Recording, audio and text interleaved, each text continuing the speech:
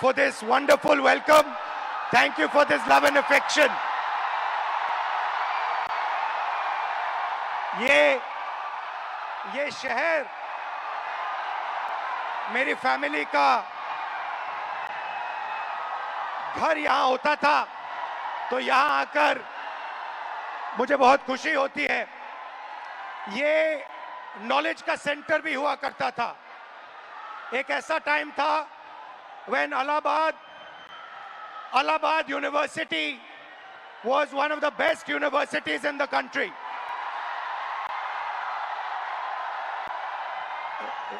This evening, आज शाम मैं आपसे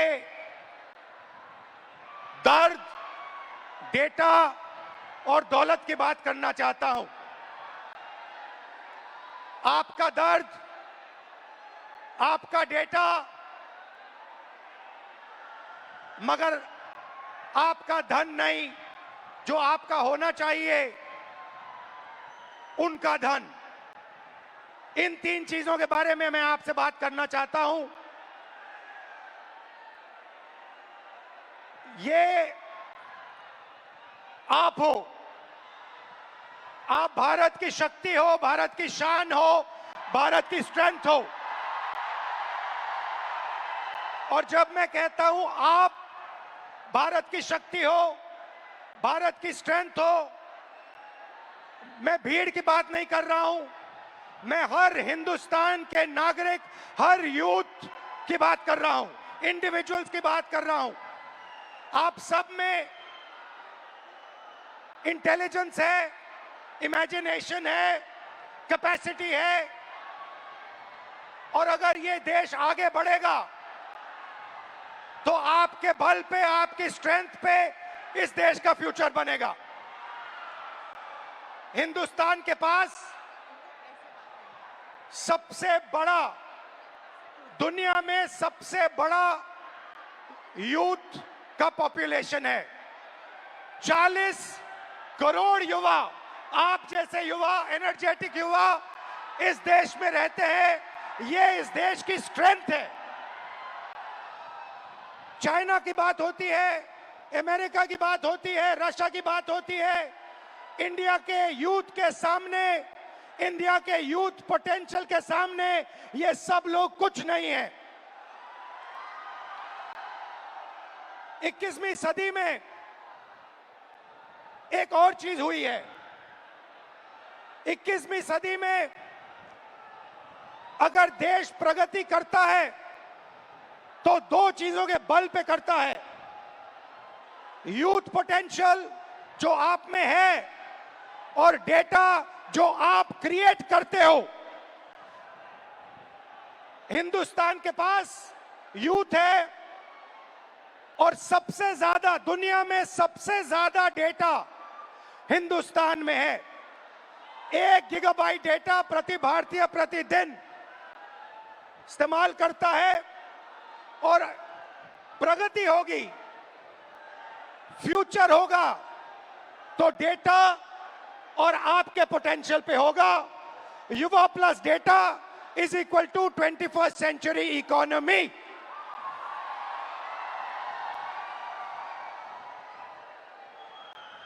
ब्रदर्स एंड सिस्टर्स, मीडिया में एआई की बात होती है। Everybody speaks about AI, but I want to make one thing very clear, and ये आपको समझना चाहिए। आपके डेटा के बिना एआई का कोई मतलब नहीं है। अगर एआई बनता है तो आपके डेटा के बेसिस पे बनता है। 20वीं सदी में पेट्रोल और पेट्रोल इंजन देश को बनाता था। अगर 20वीं सदी में मैं आपके पास आता और आपसे कहता, देखिए मैं आपको पेट्रोल इंजन दे रहा हूं, मगर आपको पेट्रोल नहीं दूंगा, आप मुझे कहते इस पेट्रोल इंजन से मेरा कुछ नहीं होने वाला है। वैसे ही 21वीं सदी में डेटा से ही एआई बनता है। डेटा से आप एआई बना सकते हो, मगर एआई से आप डेटा पैदा नहीं कर सकते हो। और ये डेटा ये डेटा हिंदुस्तान का है और आपका है। आप इसको क्रिएट करते हो, ये आप बनाते हो, ये आपका इमेजिनेशन है। ये हिंदुस्तान की पूंजी है, स्ट्रेंथ है, एसेट है। मगर भाई और बहनों, डेटा आपका, यूथ पोटेंशियल आपका, मगर सिस्टम ने आपको चक्रव्यूह में फंसा रखा है। ये आप देखिए, आपको चक्रव्यूह में फंसा रखा है। भविष्य की बात करें, आप एजुकेशन लेते हो, लाखों करोड़ रुपए आपके परिवारों से लिया जाता है। इंजीनियरिंग, मेडिकल, पोस्ट ग्रेजुएट, जो भी आप पढ़ाई करते हो, आपके परिवारों से, आपके जेब से पैसा छीना जाता है, लाखों करोड़ रुपए लिए जाते हैं और फिर आपको एक सर्टिफिकेट दिया जाता है। आपको कहा जाता है कि हाँ, आपको एजुकेशन सर्टिफिकेट मिल गया, बीए मिल गया, एमए मिल गया, एमएससी मिल गया, मगर इस सर्टिफिकेट का कोई मतलब नहीं है आज हिंदुस्तान में, क्योंकि यह सर्टिफिकेट आपको रोजगार नहीं दे सकता है। चाहे आप कुछ भी करें, यह सर्टिफिकेट हिंदुस्तान में आपको रोजगार नहीं देता है। आंकड़ा मैं आपको देता हूं, 1000 युवाओं में से सिर्फ 12 युवाओं को परमानेंट नौकरी मिलती है। जहां तक डेटा की बात है, आपका डेटा छीन लिया जाता है। बड़ी बड़ी कंपनीज को, जियो को, अदानी को, फेसबुक, गूगल को आपका डेटा दिया जाता है और आपको फंसाया जाता है। आपको कहा जाता है जितनी भी आपको रील्स देखनी है, जितने आपको व्हाट्सएप मैसेजेस भेजने हैं, जितना आप इंस्टाग्राम पे देखना चाहते हो, रील्स बनाना चाहते हो, आप बनाओ। भाई और बहनों, ये 21वीं सदी का नशा है।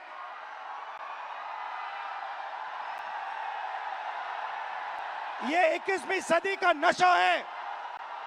और फिर आपसे कहा जाता है कि ब्लिंकिट में काम करो, ऊबर में काम करो, मजदूरी करो, 21वीं सदी का नशा लो, मगर तुम्हें नौकरी नहीं मिल सकती, रोजगार नहीं मिल सकता इस हिंदुस्तान में। आइए एक युवा की आवाज सुने। ये जो बोलेंगे, ये आप सबके दिल में है। ये जो सवाल उठा रहे हैं, हिंदुस्तान का हर एक युवा यही सवाल पूछ रहा है, उठा रहा है। होता हम भी सीट खरीद लेते। आज मैं ब्लिंकिट में काम करता हूँ 10 घंटा, उसके बाद मैं पढ़ाई करता हूँ। इंडियन आर्मी का एग्जाम दिया, 1 नंबर से मैं बच गया।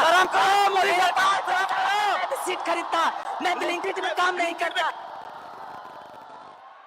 ये कह रहा है कि शिक्षा लेने के लिए मुझे ब्लिंकिट में बंधुआ मजदूर जैसे काम करना पड़ा और उसके बाद मजदूरी करने के बाद, 21वीं सदी की मजदूरी करने के बाद पेपर लीक होता है और कोई अमीर बच्चा, अमीर परिवार पेपर खरीद के मेरे फ्यूचर को खत्म करता है। आइए, वेलकम। कैसे हैं आप? नाम क्या आपका? मेरा नाम सर अजय राघव है। अविनाश और अजय। आइए, अविनाश और अजय दोनों स्टूडेंट्स हैं, इनसे थोड़ा सुनते हैं, इनका एक्सपीरियंस क्या रहा है, बताइए। सर मैं यूपीएसआई एस्पिरेंट हूँ। तो पास पकड़ते। सर मैं यूपीएसआई एस्पिरेंट हूँ और उत्तर प्रदेश में यूपीएसआई की भर्ती 5 साल के बाद आती है। 2020-21 यूपीएसआई की भर्ती 2020-21 में आई थी। इससे पहले तो उसमें व्यापक स्तर पर घोटाला हुआ था। मैं मानता हूं इस चीज को कि वो भारत की एग्जामिनेशन हिस्ट्री का सबसे बड़ा घोटाला था। उसमें सैकड़ों एफआईआर दर्ज हुई, 350 से ज्यादा फेक एलिमेंट, डमी कैंडिडेट पकड़े गए। हमने सैकड़ों इनको प्रूफ दिए, लेकिन इन्होंने भर्ती को पूरा कर दिया। सर मेरा दरोगा बनना एक सपना था। मैं किसान फैमिली से बिलोंग करता हूँ, तो मैंने नई भर्ती की आस में तो फिर से पढ़ना शुरू कर दिया और मुझे पढ़ते पढ़ते 4 साल गुजर गए। सर 2025 में फिर यूपीएसआई की भर्ती आई और ये चीज़ें 2025 में भी देखने के लिए मिली। सर यूपीएसआई के अंदर स्कोर कार्ड तक रिलीज नहीं करते हैं। मैंने परीक्षा दी है, मुझे ये नहीं पता चल पाता है कि मेरे रॉ मार्क्स कितने हैं और मेरे नॉर्मलाइजेशन मार्क्स कितने हैं, क्योंकि अलग अलग शिफ्ट में पेपर होता है। तो ये नॉर्मलाइजेशन का प्रक्रिया बनाते हैं, ये तक नहीं बताते हैं कि कौन सा नॉर्मलाइजेशन फॉर्मूला इन्होंने यूज किया है। जो यूपीपी आरपीबी जो पुलिस उत्तर प्रदेश पुलिस एवं प्रोन्नति भर्ती बोर्ड है सर, ये अकाउंटेबिलिटी इसकी फिक्स करने वाला कोई नहीं है। हमने तमाम प्रयास कर लिए, जनता दरबार चला गया, मैं इनके कैबिनेट मंत्रियों को ज्ञापन दे लिए, उल्टा इन्होंने मेरे को पकड़ के जेल में डाल दिया। मेरा गुनाह अपराध सिर्फ इतना था कि मैं इनके जनता दरबार योगी जी से मिलने चला गया। सर ये नॉर्मलाइजेशन का फॉर्मूला नहीं बताते हैं, ये खुद तय करते हैं कि किस अभ्यर्थी के मतलब मार्क्स बढ़ा करके अंदर लेना है और किस अभ्यर्थी को बाहर करना है। ये उत्तर प्रदेश पुलिस का भर्ती बोर्ड तय करता है। इनको क्या दिक्कत है? अगर ये फेयर भर्ती कराते हैं तो इनको नॉर्मलाइजेशन देना चाहिए। सर मैं एक चीज इसमें जोड़ना चाहूंगा कि जो नॉर्मलाइजेशन है ये पेपर लीक से ही बड़ा स्कैम है, क्योंकि इनकी अकाउंटेबिलिटी फिक्स करने वाला नहीं है। ये नॉर्मलाइजेशन फॉर्मूला जारी नहीं करते हैं, ये शिफ्ट वाइज नॉर्मलाइजेशन डेटा नहीं देते हैं, इनको खुली छूट मिली हुई है। मेरा नाम अविनाश है, मैं इन्हीं छात्रों में से कोई एक जरूर हूं। चूंकि मैं ये कह सकता हूं सर कि मैंने अपनी तैयारी 2018 में शिक्षक भर्ती के लिए की थी। 2018 से आज तक मैं उसी की तैयारी कर रहा हूं। क्यों? सरकार के पास जगह खाली है, फिर भी वैकेंसियां नहीं दी जा रही हैं। उसके बाद ये होता क्यों है सर? ये सरकार की मानामानी है। इसमें सरकार अगर चाहे बच्चों से कि वैकेंसियां दे, प्रॉपर तरीके से चलती रहे। हम लोग ऐसा नहीं कि क्या कहते हैं एक डिमांड कर रहे हैं। 2018 से लेकर आज तक कई सारे धरना प्रदर्शन, कई सारे ज्ञापन ये दिए हैं। उसके बाद दूसरा मुद्दा ये कि 2022 से ही मैं यूपी पेट की तैयारी यूपी SSS आयोग से करता हूं। यूपी SSS आयोग 2022 से मैं तैयारी कर रहा हूं और उसकी भर्तियां आज भी ऑन रिकॉर्ड में बात कर रहा हूं कि कम से कम 9 से 10 वैकेंसियां आज तक क्लियर नहीं हुई है। और उसमें से बहुत सारी वैकेंसियां जिसके लिए हम लोगों ने लाठी खाई, ज्ञापन दिया, लोगों से जाके मिले कि हमारी दर्द, हमारे दुख को समझा जाए, लेकिन आज तक सरकार के कान में ये बात पहुंची नहीं है। इसमें से बहुत सारे ऐसे हमारे भाई बहन हैं जो उस चीज से पीड़ा में ग्रसित हैं। और बताइए। और सर ये है कि देखिए हमारी कुछ मांगे हैं, आपसे भी है, सरकार से भी है, कि ये जो जितनी वैकेंसियां हैं उसका एक प्रॉपर कैलेंडर तैयार कर दें। आप चुनाव कराते हैं, 3 महीने में रिजल्ट देते हैं, आप हमारा रिजल्ट 5 साल में नहीं दे पा रहे हैं, पहली चीज। दूसरी चीज, हमारी वैकेंसियों का यूपी SSS स्पेशली कोई स्कोर कार्ड नहीं जारी करता है मेंस का। अगर उनको कुछ भी करना होगा वो रोल नंबर दे देंगे। मतलब अकाउंटेबिलिटी और ट्रांसपेरेंसी होनी चाहिए। जी एग्जैक्टली यही चीज है। आपने लाखों रुपए लगाए होंगे पढ़ाई में। जी सर, 2018 से आज तक। हाँ जी। और आपका एक्सपेक्टेशन था कि इस पैसे से, शिक्षा से आप आगे बढ़ पाओगे। जी सर एग्जैक्टली। अब आपको क्या लग रहा है? अब क्या आपका प्लान क्या है? सर अब प्लान ये है कि हम भर्तियों का इंतजार करते हैं, क्या पता अगली पंचवर्षीय भी बीत जाए, इसकी भी कोई श्योरिटी नहीं है। और फिर 3-4 बार एग्जाम करते हो, बीच में पेपर लीक हो जाता है। सर ये इशू तो बहुत सारे हैं। अभी एक यूपी PSC का था, RO का, मैं खुद उसका अभ्यर्थी था। एक बार पेपर हुआ, दोबारा पेपर लीक हो गया था, फिर उसके बाद दोबारा हुआ वो पेपर। लेकिन वो जो हमारा टाइम गया वो हमें कौन देगा?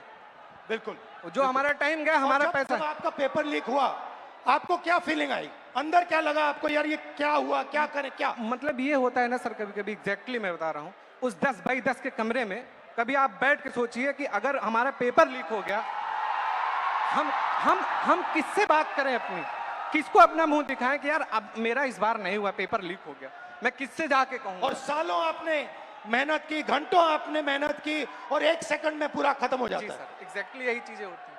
और ये जो दुख दर्द है, ये मैं नहीं हूं, ये इसमें से जितने खड़े हैं सब लाखों करोड़ों युवा हैं सर। आप हिंदुस्तान के शिक्षा के सिस्टम में बिलीव करते हो? सर प्रेजेंट टाइम में तो बिलीव हमारा नहीं है, नहीं है, एग्जैक्टली नहीं है। रीजन, अगर आज 2018 से मैं अब बेरोजगार टहल रहा हूं, कोई स्किल हमें दे दिए होते 2018-17 में, तो मैं कहीं प्राइवेट, फिर सेकेंडरी, इस प्रयागराज में या इस आसपास के इलाकों में हमें कोई ऐसा इशू नहीं है, ऐसे कोई मतलब रिसोर्सेज नहीं है कि मैं प्राइवेट काम कर सकूं, और काम करूं तो वो डेली वेजेस के हिसाब से बहुत कम हो जाएगा। ये आपका क्या है? ये टैटू क्या है? मेरा नाम है अच्छा, अविनाश। आपका नाम है, ठीक है। Thank you Avinash. और कुछ कहना चाहते हो? सर, उत्तर प्रदेश में ये पेपर लीक लगातार चल रहे हैं। जब से माननीय योगी आदित्यनाथ जी सरकार में आए हैं, तब से मैं उंगलियों पे गिना सकता हूं सर। 2017 दरोगा भर्ती पेपर लीक, उसके बाद यूपी कांस्टेबल 2018 पेपर लीक, उसके बाद 2020-21 की यूपीएसआई भर्ती पेपर लीक, और 2022 का लेखपाल भर्ती पेपर लीक, और 2023 में आरओ एआरओ वो भी पेपर लीक, 2023 का कांस्टेबल भर्ती पेपर लीक, और ये स्कोर कार्ड नॉर्मलाइजेशन की धांधली वर्तमान में चल रही है। सर, मैं इन्हीं शब्दों के साथ आपका बहुत बहुत धन्यवाद करना चाहता हूं कि आप यूथ की आवाज उठा रहे हैं लगातार, और मैं सर आपसे आशा की उम्मीद के साथ देख रहा हूं, आप इसी तरह हम यूथों की आवाज उठाते रहिए। हम आपके साथ पूरी तरीके से, ये जितना भी यहाँ पर स्टूडेंट दिख रहा है, ये सब आपके साथ है, सिर्फ आपके लिए आया है सर। Thank you. तो आपने सुनी उत्तर प्रदेश के स्टूडेंट्स की आवाज। अब प्रॉब्लम क्या है मैं आपको बताता हूं। प्रॉब्लम है कि आप पढ़ाई करते हो, पैसा डालते हो, मेहनत करते हो, मगर रोजगार के सारे दरवाजे हिंदुस्तान में बंद पड़े हुए हैं। एक दरवाजा खुला नहीं है। दरवाजे कौन से हैं? पहला दरवाजा मैन्युफैक्चरिंग का। आज दुनिया में आपको मेड इन चाइना दिखेगा, मेड इन वियतनाम दिखेगा, मेड इन बांग्लादेश दिखेगा, मगर मेड इन इंडिया नहीं दिखेगा। इसका कारण है नोटबंदी और गलत जीएसटी ने हमारे मैन्युफैक्चरिंग सिस्टम को खत्म कर दिया है। जो छोटे व्यापारी रोजगार दिलवाते थे, जो पहले हिंदुस्तान में होता था, leather industry, textile industry, automobile industry, अलग अलग इंडस्ट्रीज में मैन्युफैक्चरिंग जो होती थी, वो सारा का सारा खत्म हो गया है। पहला दरवाजा बंद। दूसरा दरवाजा एंटरप्रेन्योरशिप का, जिसको स्टार्टअप इंडिया कहा गया। स्टार्टअप इंडिया में सबसे जरूरी चीज, आप जैसे स्टूडेंट्स को बैंक लोन, छोटे बिजनेसेस को बैंक लोन, फाइनेंशियल सपोर्ट। भाई और बहनों, हिंदुस्तान के बैंक्स आप जैसे स्टूडेंट्स को 1 रुपया कभी नहीं देंगे। अंबानी अदानी को लाखों करोड़ रुपए देंगे, मगर आपको 1 रुपया नहीं देंगे। 90% स्मॉल और मीडियम इंडस्ट्रीज जो हैं, उनको बैंक लोन नहीं मिलता है। एंटरप्रेन्योरशिप का दरवाजा बंद है। तीसरा दरवाजा, जिसको हम कहते हैं सरकारी नौकरी का, जिसमें आप पेपर लीक का सामना करते हो, उस दरवाजे में भाइयों और बहनों 150 में से एक युवा निकलता है। अगर 150 युवा एग्जाम लेते हैं, सरकारी नौकरी ढूंढते हैं, एक युवा उसमें से निकलता है। पब्लिक सेक्टर, जो पहले 10 साल पहले 14 लाख युवाओं को यह रोजगार देता था, भाइयों और बहनों, पब्लिक सेक्टर को प्राइवेटाइज कर दिया गया है। पब्लिक स्कूल्स बंद कर दिए, पब्लिक अस्पताल बंद कर दिए, नवरत्न उठा के बेच दिए, बीएसएनएल बेच दिया, ऐसी कंपनियां बेच दी, पोर्ट्स, एयरपोर्ट्स, सारा का सारा अदानी जी को पकड़ा दिया। इसीलिए पब्लिक सेक्टर बंद है। और आखिरी होप जो आपका था, corporate jobs, IT, back office, transcription, software, जिसमें पहले हिंदुस्तान के युवाओं को रोजगार मिलता था, वो दरवाजा भी भाइयों और बहनों आपके डेटा का प्रयोग करके एआई से ये भी दरवाजा बंद किया जा रहा है। तो सच्चाई है कि पांचों दरवाजे आपके लिए बंद है और इसीलिए आपको भयंकर दर्द हो रहा है। भाइयों और बहनों, मैं सिस्टम की बात कर रहा हूं। ये सिस्टम क्या है और ये सिस्टम को कौन चलाता है?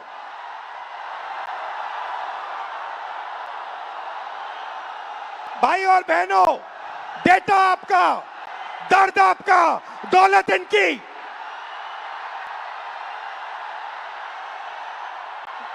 दर्द आपका, डेटा आपका, दौलत इनकी। ये सिस्टम है। अंबेडकर जी ने कहा था सोशल, पॉलिटिकल, इकोनॉमिक। ये देखिए, ये है इकोनॉमिक, पैसा, अदानी। इनकी आमदनी 10 साल में 30 गुना बढ़ी है। ये पहले ग्लोबल रिच लिस्ट में 600 नंबर पे हुआ करते थे, 10 साल के अंदर ये दूसरे नंबर पे पहुंच गए। ये पूरे सिस्टम को फाइनेंशियल सपोर्ट देते हैं। बीच में पॉलिटिकल, मोदी जी, अमित शाह जी। बीजेपी का बैलेंस 150 करोड़ रुपए का होता था बैंक में, आज इनका बैंक बैलेंस 10,000 करोड़ रुपए का है। 10,000 करोड़ रुपए का एक पॉलिटिकल पार्टी का बैंक बैलेंस। नरेंद्र मोदी जी आपका ध्यान भटकाते हैं और पॉलिटिकल सिस्टम चलाते हैं। वोट चोरी होती है, वोटर लिस्ट में ब्राजील की औरतें आती है। और तीसरा, आपके सोच पर कंट्रोल, जो इलाहाबाद यूनिवर्सिटी में किया गया है, आरएसएस के वाइस चांसलर्स बैठा के हर संस्था में प्रचारक, ब्यूरोक्रेसी में प्रचारक, फोर्सेस में प्रचारक, मीडिया में प्रचारक, जुडिशरी में प्रचारक, पैरामिलिट्री में प्रचारक, यूनिवर्सिटी कॉलेजेस में प्रचारक। सोच को कंट्रोल करने का तरीका यह है सिस्टम। भाई और बहनों, मोहन भगवत, नरेंद्र मोदी जी, अमित शाह जी और अदानी जी, इस सिस्टम ने रोजगार खत्म किया। इस सिस्टम ने यूनिवर्सिटीज को कैप्चर किया। इस सिस्टम ने आप पर आक्रमण किया है। मगर इस अंधेरे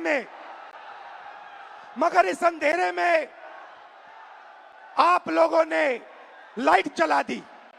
ये देखिए,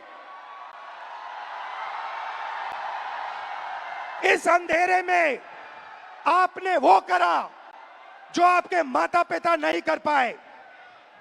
वो अपने डर का सामना नहीं कर पाए, मगर हिंदुस्तान के स्टूडेंट्स, हिंदुस्तान के युवाओं ने अपने डर का सामना किया और देश को बदल दिया। आपने अपनी आवाज रखी, नफरत के साथ नहीं, मोहब्बत के साथ आपने अपनी आवाज रखी। आइए हम आपकी आवाज सुने। नमस्कार, आपका नाम? नमस्कार। और मैं पटना यूनिवर्सिटी से हूँ। नमस्कार। आप? मेरा नाम हिमांशु कुमार हुआ। हिमांशु जी जी जी। शिफत फैज, इलाहाबाद यूनिवर्सिटी LLB। नमस्कार सर, मेरा नाम कुणाल पांडे, मैं इलाहाबाद विश्वविद्यालय से। शाबाश, वेलकम आप सबका। मैं आपसे आज, अभी मैंने कहा कि अंधेरे में आप लोगों ने लाइट दिखा दी, अंधेरे में आप लोगों ने टॉर्च दिखा दी और आपने प्यार से किया, मोहब्बत से किया, नफरत से नहीं किया, क्रोध से नहीं किया, हिंसा से नहीं किया। तो ये पूरी भीड़ आपका एक्सपीरियंस सुनना चाहती है। आपने क्या सहा, आपने क्या किया, थोड़ा बताइए, एक एक करके बताइए। साथियों, जो 22 जुलाई को पटना में बिहार बंद का कॉल था, हम लोग राजभवन मार्च कर रहे थे और वहाँ एक चीज हमें एहसास हुआ कि पुलिस ऐसे मौके की तलाश में थी कि वो हम पे लाठी भी चार्ज कर ले, उन पे इल्जाम ना हो। जब हम राजभवन से थोड़ी देर पहले पहुंचे, वहाँ पे पुलिस वाले थे बिना बैच के और लाठी की जगह पे वो बैम्बू लिए हुए थे। उनसे जब पूछा गया आपका बैच कहाँ है, तो वहाँ से अधिकारी पूछते हैं कि आप कौन हो पूछने वाले। मैं बताता हूँ तो कहते हैं इससे क्या होगा। हमने कहा सर इतने बच्चे मरे, उनका जवाब कौन देगा। कहते हैं वो तो चले गए, अब क्या तुम भी जाना चाहते हो। मैंने कहा सर वो तो चले गए, लेकिन अब बदलने का वक्त आ गया, क्योंकि अब नहीं बदलेगा सर, कभी नहीं बदलेगा। हम छात्र युवा देश के भविष्य हैं। उसके बाद वो वाटर कैनन चलाने लगते हैं, जिससे हमें फर्क नहीं पड़ता है। उसके बाद वो लाठी चार्ज करते हैं, जिससे उनका टारगेट था या सर पे मारो या पैर में। उन्होंने मेरे पैर पे बहुत मारा, मैं गिर गया। उसके बाद वो लाठी चार्ज करने लगे, स्टोन चलाने लगे, आंसू गैस। और एक बात मैं आपको बता दूं, जब मैं गिर गया उसके बाद जो डीएसपी हैं वो आके दोबारा मेरे पेट पे मार दी, जबकि मेरा लेग डैमेज था। कुछ छात्र मुझे वहां से उठा के ले जाते हैं, साइड रखते हैं। पुलिस वाले आके कहते हैं ये छात्र थोड़े है, इसको तो जेल भेजना चाहिए। इवन वो एम्बुलेंस नहीं आने देते हैं। मुझे 3 इडियट की मूवी की तरह स्कूटी पे हॉस्पिटल ले जाना पड़ता है। बीच में आ जाओ, बीच में आ जाओ। जैसे सर मैंने बताया कि वो एम्बुलेंस तक नहीं आने देते हैं। हमें 3 इडियट के स्कूटी की तरह मुझे स्कूटी पे हॉस्पिटल ले जाया गया है। और नेक्स्ट डे जब फिर मैं हॉस्पिटल जाता हूँ, मुझे डिटेन किया जाता है। मेरे पैर में बैंडेज लगा था, 15 घंटा मुझे थाने में बंद करके रखा गया। और जितने फोटो थे सबसे मुझे मिलाया गया, नाम पूछा गया। जब मैं नाम बताया तो इंचार्ज कहती है इसको तो मुझे लगता है कहीं देखा है। मैंने कहा मैम मैं नॉर्मल स्टूडेंट हूँ, मेरे ऊपर एक भी FIR नहीं है। तो कह रही वो तो मैं देख लूंगा। धमके दिए जाते हैं उन्हें हमें। मैं ये बता दूं कि जब हमें PR बॉन्ड साइन करवाया गया, उसके बाद हमारे एड्रेस पे डिटेन करने के लिए छापे पड़ रहे हैं। हम छात्र हैं, देश के भविष्य हैं, और आज आप हमारे पर अत्याचार कर रहे हैं। हम क्या कह रहे हैं, हमें तो नौकरी चाहिए। हम पहले नौकरी के लिए आंदोलन करें, फिर एग्जाम के लिए आंदोलन करें, फिर रिजल्ट के लिए आंदोलन करें, और फिर पेपर लिखे उसके लिए आंदोलन। हम छात्र हैं या आंदोलन जीवी है? हम छात्र हैं। और आप हमसे वोट लेते हैं तो सर सर कहते हैं, भैया भैया कहते हैं। आज हमें कहते हैं कि हम कॉकरोच हैं। सर हम देश के जेनजी हैं, और आज आपका सत्ता है, कल हम पलट भी सकते हैं। लेकिन ये गलतफहमी मत रहिएगा मोदी जी, हम बिहारी हैं, ठीक है। और मैं एक बात बता दूं, आप मुझे जितने धमके देते, मैं स्वतंत्रता सेनानी परिवार से आता हूं, और ये लड़ाई के लिए कल भी मुझे लड़ने पड़ी तो मैं देश के लिए अपनी जान न्यौछावर कर दूंगा, लेकिन छात्रों के हक के लिए हमेशा लड़ते रहूंगा। क्योंकि राम मनोहर लोहिया ने कहा है ना कि अगर सड़कें सुनी होगी तो संसद आवारा हो जाएगा। तो सर आप जब सरकार डरती है पुलिस को आगे करती है, हमारा जवाब है कितनी लंबी जेल तुम्हारी देख लिया देखेंगे। ठीक है, शाबाश।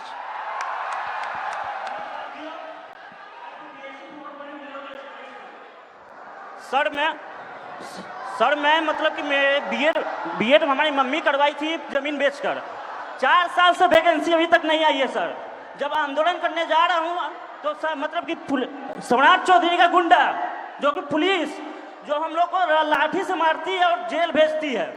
सर जब हम लोग आंदोलन करते हैं तो डिटेन कर लिया जाता है। उसके बाद मतलब कि कुछ भैया को जेल भेज दिया जाता है। उसके बाद मतलब कि हम लोग जब स्टेट क्वालिफाइड। रिलैक्स करो, कोई प्रॉब्लम नहीं है, घर में हो अपने, खुल के बोलो, टेंशन मत लो। ये जब मैं पहली बार ऐसे बोला था मैं भी नर्वस था, इसमें कोई प्रॉब्लम नहीं है, खुल के बोलो। सर मैं मतलब state qualified, state qualified PG BEd करके आया हूँ, फिर भी 4 साल से वैकेंसी नहीं आई है सर।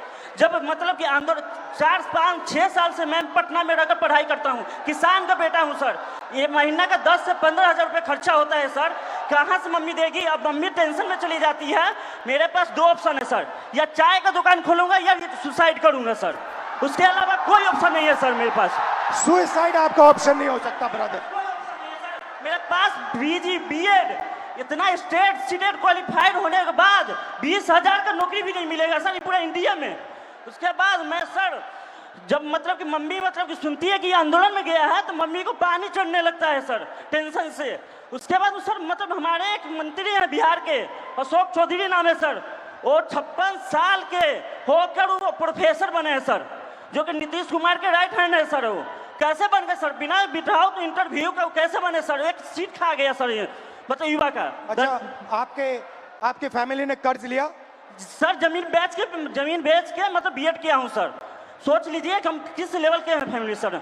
अभी तक 4 साल से वैकेंसी नहीं आई है सर। सोचिए हर महीना सर हम मतलब वैकेंसी डेट निकाला जाता है, लेकिन निकलता नहीं है सर। आज भी सितंबर में एग्जाम का डेट दिया हुआ है, अभी तक फॉर्म नहीं आया है सर। फिर आंदोलन करूंगा, फिर थाना में जमा होऊंगा, लेकिन डरूंगा नहीं सर इस सम्राट चौधरी के गुंडा से। शाबाश, शाबाश, बहुत अच्छा बोले। ग्रीटिंग्स टू ऑल, मेरा नाम शिफत फैज है और मैं थोड़ा पास से पकड़ा। ग्रीटिंग्स टू ऑल, मेरा नाम शिफत फैज है और मैं फर्स्ट फीमेल वाइस प्रेसिडेंट हूँ पटना यूनिवर्सिटी स्टूडेंट यूनियन की, इंडिपेंडेंटली इलेक्टेड। जब 20 तारीख को दिल्ली के जंतर मंतर के प्रोटेस्ट के दौरान पुलिस और गवर्नमेंट के थ्रू स्टूडेंट पर ब्रूटली मारा पीटा गया, उन पर वाटर कैनाल्स फेंके गए, उन पर टीयर गैसेस चार्ज किए गए, उसके खिलाफ 22 जुलाई को पटना में स्टूडेंट्स ने प्रोटेस्ट का कॉल दिया। वहाँ स्टूडेंट्स मौजूद हुए और पीसफुल प्रोटेस्ट उन्होंने स्टार्ट किया, लेकिन फिर बिहार पुलिस और बिहार सरकार ने स्टूडेंट के साथ फिर से ब्रूटली ट्रीट किया, उन्हें मारा और रातों रात उनके घर से उन्हें डिटेन कर लिया जाता है बिना इस जानकारी के कि वो कौन से पुलिस स्टेशन में है, वो कौन से किस थाने में है। इन सब हमने 23 जुलाई को पेपर लीक के खिलाफ, स्टूडेंट ब्रूटैलिटी के खिलाफ और बिना अनलॉफुल वे में डिटेन होने के खिलाफ एक प्रोटेस्ट रखा अपने यूनिवर्सिटी के कैंपस में। लेकिन हमारे प्रोटेस्ट स्टार्ट करने से पहले ही वहाँ पर पुलिस, सीआरपीएफ और एसडीएम मौजूद थे। सर, हम छात्र हैं और हमें एज अ वाइस प्रेसिडेंट मुझे यूनिवर्सिटी के गेट से घुसने नहीं दिया जा रहा था। फिर भी क्योंकि मेरा वो प्रोटेस्ट था, हम लीड करने के लिए जैसे तैसे घुसे। हमारे कुछ फेलोज जो प्रोटेस्ट ज्वाइन करने आ ही रहे थे, उन्हें पुलिस गेट से ही भगा देती है और कुछ फेलोज को लाठी चार्ज कर डिटेन कर लेती है बिना किसी मेडिकल ट्रीटमेंट के। उनका सर 10 से 12 घंटा फूटा रहता है पुलिस स्टेशन पे।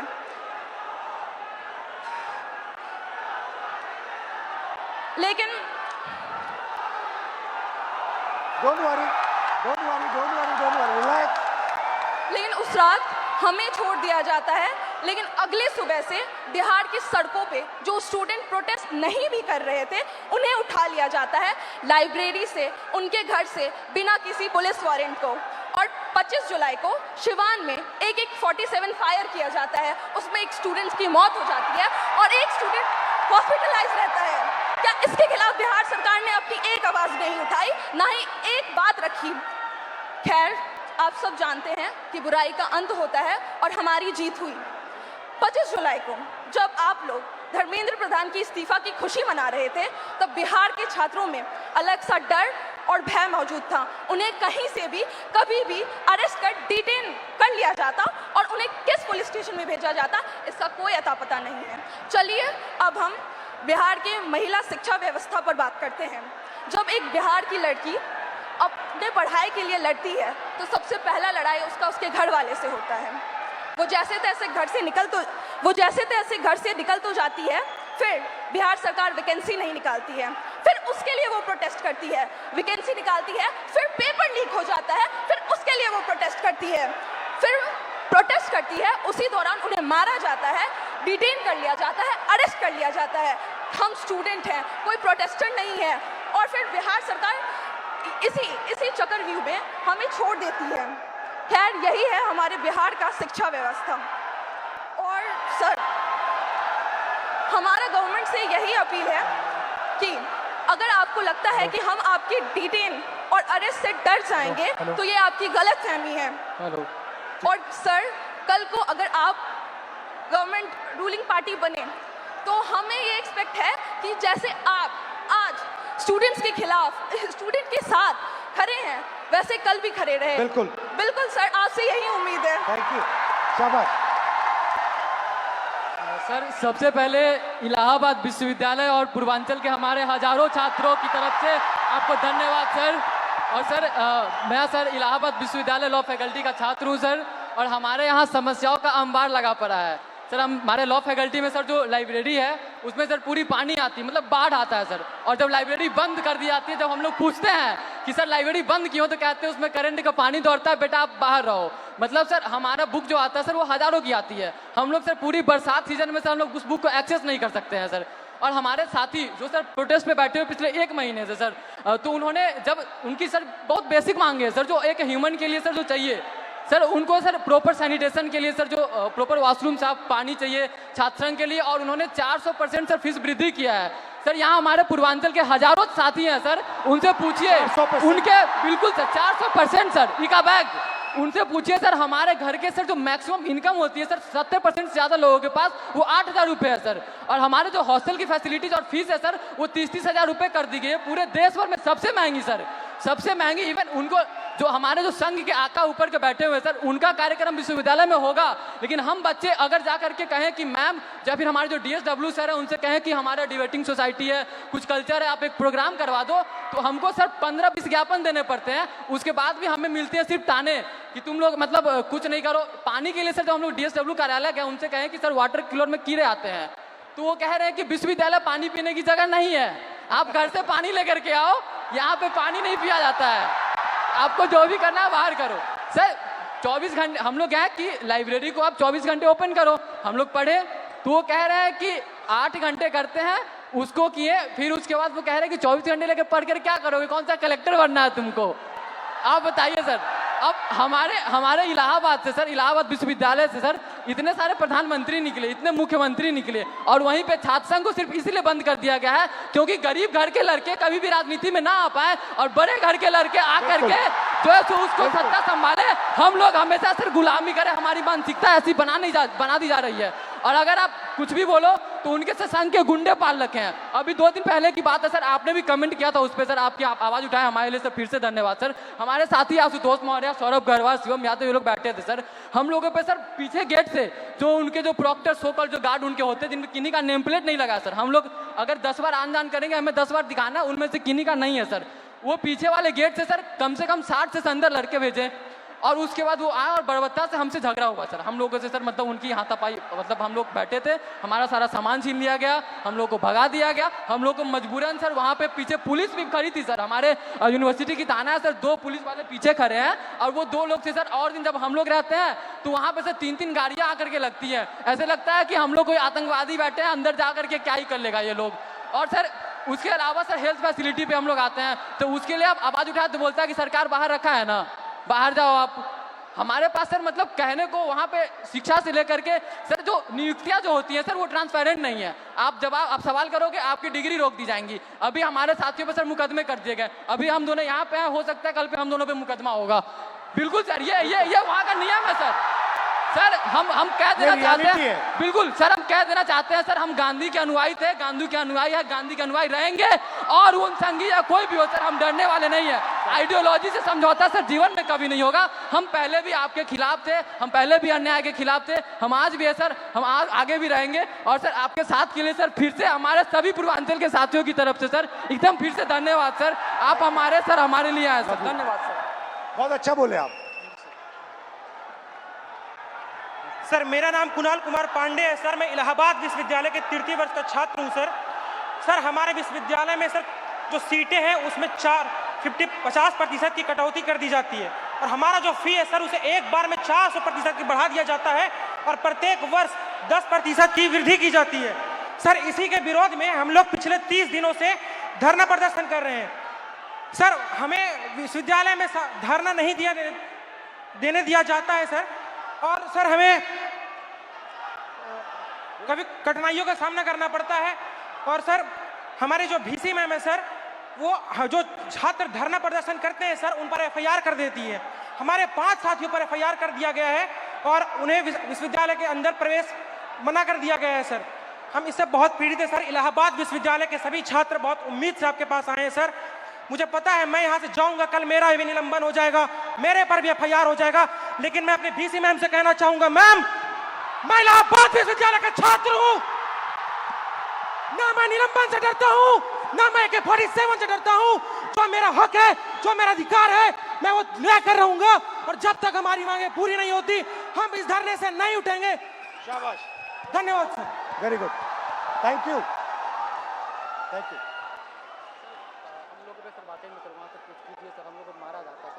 अब मुझे बुला लो, मैं आ जाऊंगा।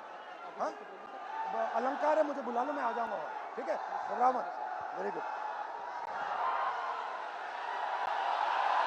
तो ये थी बिहार और उत्तर प्रदेश और इलाहाबाद यूनिवर्सिटी की आवाज। अब मैंने आपसे कहा कि आपने अंधेरे में टॉर्च जला दी। आपने हिंदुस्तान के स्टूडेंट्स को जगा दिया। आप सब अब बात समझ गए हो। मैंने आपसे सिस्टम की बात की। हम नफरत से और हिंसा से कभी काम नहीं करेंगे। हिंदुस्तान का कल्चर सत्य और अहिंसा का है, नफरत का नहीं है। और एक भी स्टूडेंट के दिल में नफरत नहीं होनी चाहिए, सिर्फ मोहब्बत होनी चाहिए। मैंने आपको पिछली स्लाइड में मोदी जी की फोटो दिखाई, अमित शाह जी की फोटो दिखाई, अदानी जी की दिखाई, मोहन भागवत की दिखाई, मगर नफरत नहीं करनी है, सिस्टम बदलना है। प्यार से, मोहब्बत से, नफरत से नहीं। सिस्टम को खत्म, टाटा बाय बाय करना है। आप सबका दिल से बहुत बहुत धन्यवाद, इस रिस्पांस के लिए धन्यवाद। और जो आप प्रोटेस्ट कर रहे हैं, जो आप अपने हक की लड़ाई लड़ रहे हैं, उसको आप करिए। मैं आपके साथ उसमें खड़ा हूं, खड़ा रहूंगा। है जैसे सर ने कहा, खत्म tata bye bye bye. Bye, खत्म टाटा बाय बाय। और बदलाव तो आ रहा है सर, और आएगा भी। आज क्या है, हम सब यहाँ एकत्रित हुए, एक जेंजी मोमेंट हम आपके साथ क्रिएट कर लें, बताइए, है ना? हाँ। क्या है, जेंजी में सेल्फीज बड़ी कॉमन है। तो चलिए, फोन है, ये हमारा फोन तैयार है सर। हम सब तैयार है सर के साथ सेल्फी के लिए।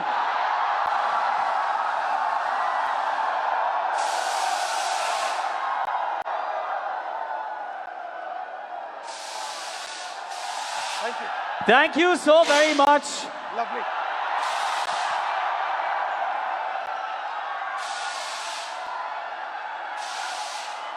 एक बार थोड़ा सा और शोर मचना चाहिए everybody. One last message. One last message. One last message. You are India's spirit. You are India's future. You are the most beautiful youngsters in the world. You cannot allow yourself to hate. You cannot allow yourself to be violent. You are loving youth. National Dastak की आपसे गुजारिश है कि अगर इसको बचाना चाहते हैं तो नेशनल दस्तक को सब्सक्राइब करने के लिए रेड कलर के सब्सक्राइब बटन को दबाएं, फिर बेल आइकन की घंटी दबाएं। नेशनल दस्तक को बचाने के लिए बहुत जरूरी है कि हर खबर को शेयर करें, लाइक करें, कमेंट जरूर करें।